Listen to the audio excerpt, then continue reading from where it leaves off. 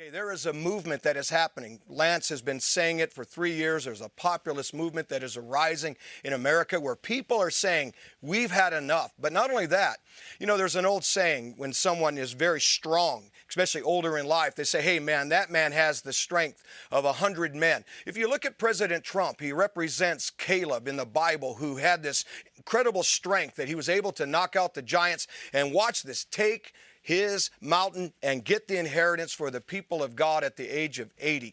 And I really believe that. This mugshot that they're doing with President Trump, it really represents all of us in that mugshot who are fighting for God, our country, our families, and really for our freedom. And it's all going to begin to backfire. And lastly, I want to say this. There was a time in Acts 12 where Peter got thrown in prison.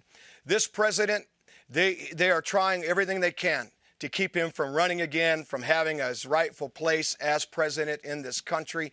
But here's the thing, there was a remnant that prayed. The church prayed without ceasing. And the power of a praying church in faith absolutely bust open the prison doors and set Peter free. And I believe if we will pray and turn off those that are lying to us in the media, like you just showed that clip with that woman, I believe we are going to see a freedom come not only to President Trump, but to this country, that we're going to enjoy America made great again, but not just that, but for our children and future generations.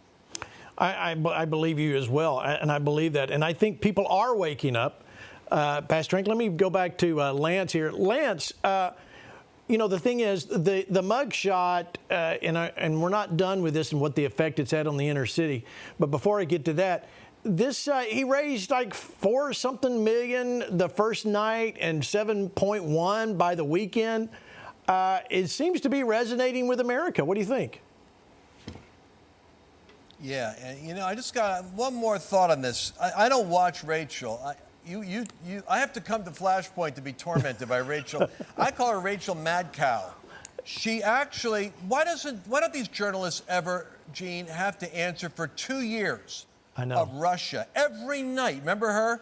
Now, if Russia's disproven, and if the 50 intelligence community leaders that all said that the laptop from Hunter was Russian disinformation, and she followed that narrative faithfully for 2 years, what credibility does she even have postulating a theory about Trump refusing to leave office? What bothers me most is, I don't know what her ratings are, but whoever's watching her is collectively brain dead. Because for 2 years, she gave misinformation and never apologized for it, and then picks up where she left off. That tells me that you've got an audience that is like on the same virus, which is part of what concerns me about America. As for Trump with the inner city, interesting data on that. The African-American community, you might have seen some of the responses. The idea that he is now being treated like a criminal is creating some interesting energy. The African-American vote went from 8% in 2016 up to 16 or 13%? Right. Again in 2020. They estimate it's up to 20% now, and it's likely that with some people, Trump is going to become the Nelson Mandela type figure that is being persecuted by the bad guys in Washington. Yeah, we're going to get to that in just a moment. Rick, you had a comment before I change topics? Well, just real quick, I don't want us to forget the cost to the Constitution and all this. Rick Manning has a great article out yesterday in the Daily Torch, dailytorch.com, about the fact that, we did not allow these January 6 defendants a speedy trial, which the Sixth Amendment requires.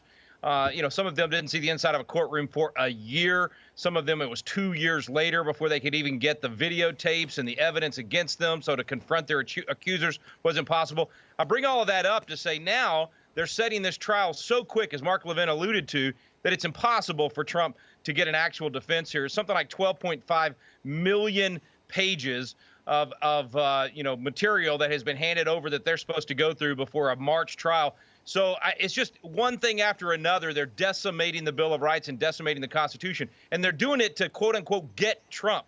But what it's going to cost us are these freedoms and the basic due process rights of every American. We can't forget that. We need to keep talking about that so that we can restore, once again, lawyers is at the beginning, judges is at the first, so we can be the righteous city again.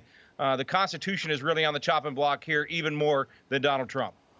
Well, it is, and if Joe Biden can campaign from a basement, he can certainly campaign with what he's having to deal with. So we're gonna. This is interesting. Whoever thought we'd be right here in 2023, heading into 24? Show you a quick example of what people are saying about their swinging their vote over red to Trump. Watch. I'll tell you something right now. I was talking to my husband about it earlier, and when I really started educating myself and informing myself on Donald Trump, one thing that I'm passionate about is human trafficking, that especially of children.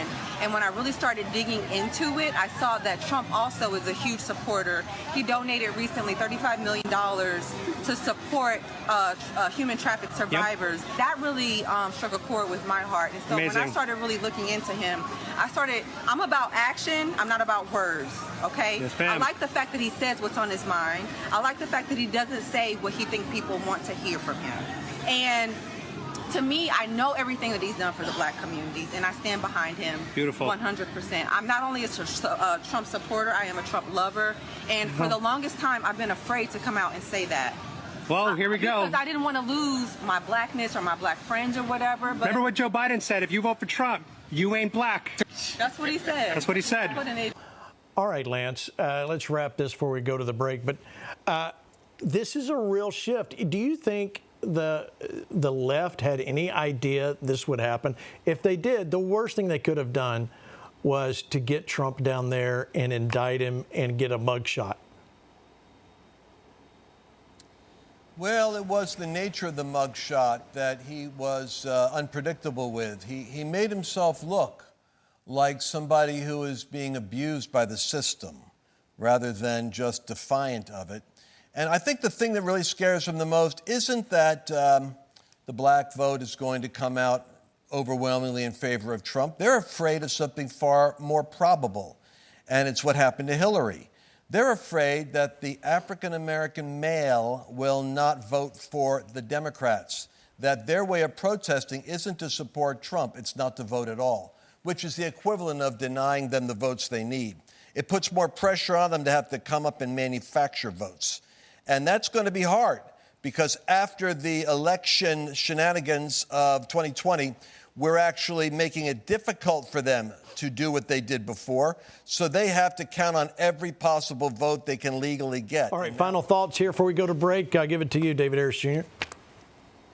Well, I posted that lady's video earlier, and I got to tell you, I was almost in tears when I saw it and then posted it, because that's what I've been championing for, especially among the black community. Look, I want everybody to stand for truth and understand what's going on. But when I saw that, and it's more than just her, so many people, the mugshot is giving so many people in the black community permission to even look at the facts. So much of the black community is like, you know, blue, no matter who, is Democrat, period. Republicans are racist. But when they did this to President Donald Trump, it's taken that cover off to where blacks are like, wait a minute, they're doing this to him, and now what does he do? It's giving them permission to look at the facts. And when they look at the facts, there's no doubt that President Donald Trump was the best for blacks, Asians, whites, Native Americans, you name it, all colors. He loves this country. It's all about America first, and that's how we're going to take this country back.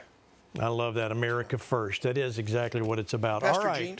Yes, sir, Pastor Hank. Pastor Gene, I know we got to go to a break, but I just want to mention it to give hope to the people very quickly. On June 11th of 2023, the Spirit of the Lord prophesied about the mugshot that would happen. And he said it would be a sign to those of us that this is a trap that will be set by God that will backfire on the people. And it would also be a sign, lastly, that this nation is not going to go the way of socialism like they think it is. So God's got his hand in this. It's a trap sure also does. that has been set that's going to set our country free. Amen. It is a trap.